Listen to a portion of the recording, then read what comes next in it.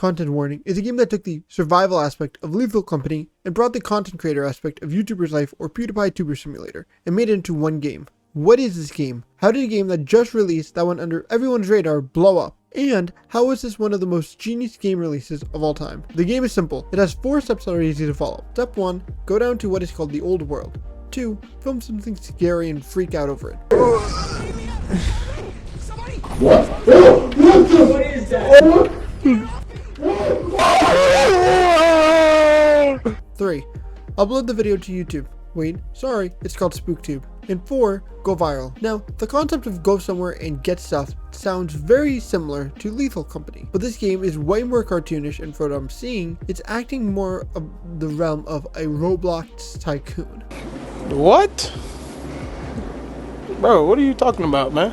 Where it's similar to other games, but it has some minor twists to it. The game's progression line is very simple. Get views to get money, use the money to get more stuff, and use that stuff to make more videos, and use those videos to get more views. It takes the drive, motivation, and ideology over the obsession of being a content creator or watching one, and it's every satisfying point that another popular game that I may have not already mentioned.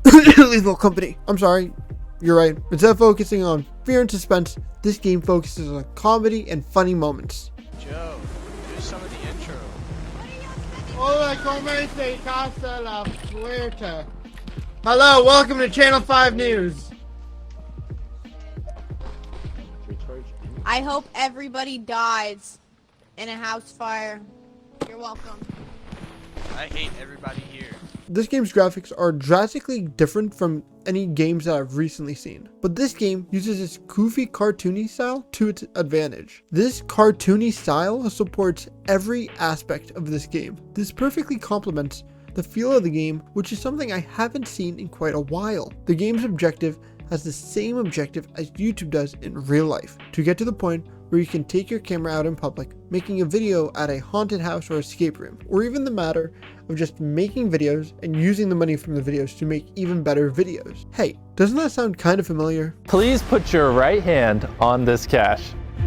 Dead serious. Last one of you to take your hand off this $1 million stack of cash keeps it. In this game, they don't want you to record everything that happens. This is to make it so that the video you do record are purely the funniest moments in this game. And if you don't time your shots well, then it must suck to suck. When I'm playing this game, it reminds me of when I'm making content here on the channel. Is that exactly like that? We don't have tentacles that grab you from the ceiling. Good, come on. I wonder if sorrow is a good friend as I'm dying. The game is really enjoyable, but there are so many games out there that I find myself having the time of my life with, but none of them have reached the amount of success this game has in such a short period of time.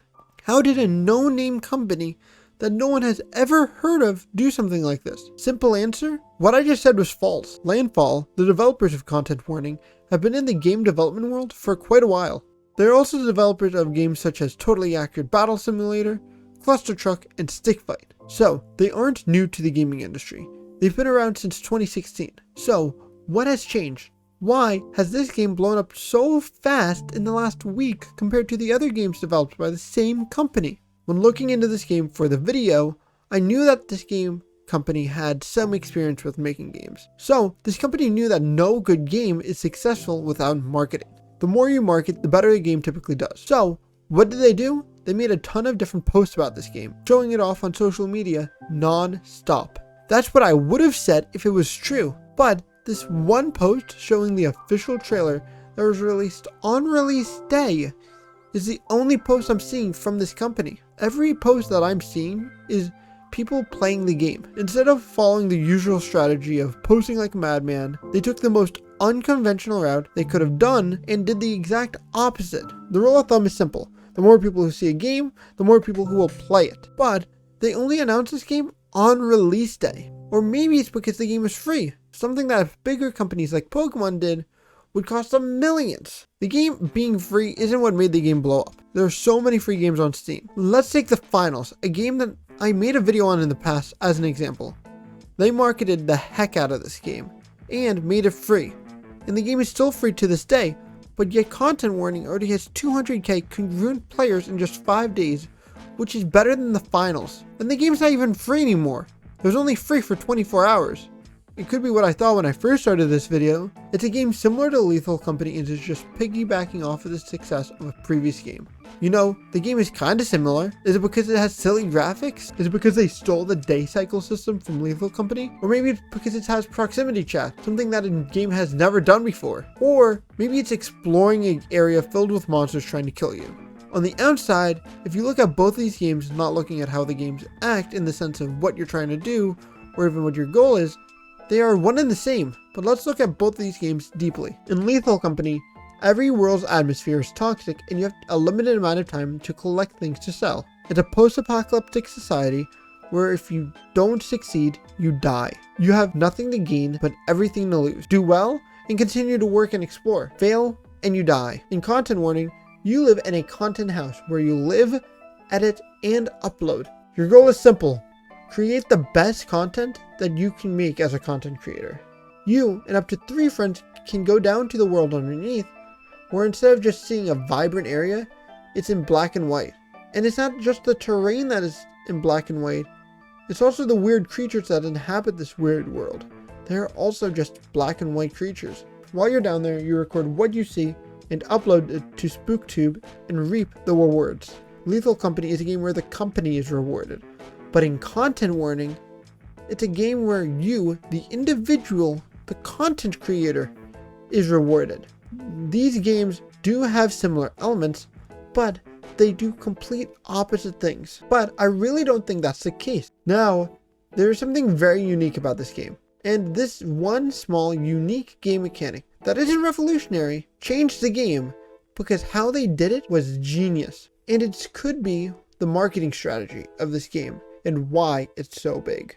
In this game, once you watch a video, you have 3 options: close, replay, and save the video to desktop. Right here, this is the reason why this game is doing so well, because of this one little button. With it, you can take a video that would have been on the YouTube equivalent of Content Warning, and you could save it and upload it to Discord, Twitter, and TikTok. Why spend thousands of dollars marketing a game when the game markets itself? People are seeing the funniest aspects of this game. So is that the reason why this game is blowing up? I do have possible theories of why this game is doing so well, but only one really makes sense. It has to be a combination of everything done right. And one has really funny gameplay, and especially the ability to play online really helps. The game allows the humor that you enjoy and the humor that you and your friends connect with be the focal point of the game. He died! Dead body. So how does it feel to be the only one alive? You know, it's been a great game. We've had a good season so far. You know, the team's doing great. You just got to keep doing what coach says, and hopefully we'll get out of it next time.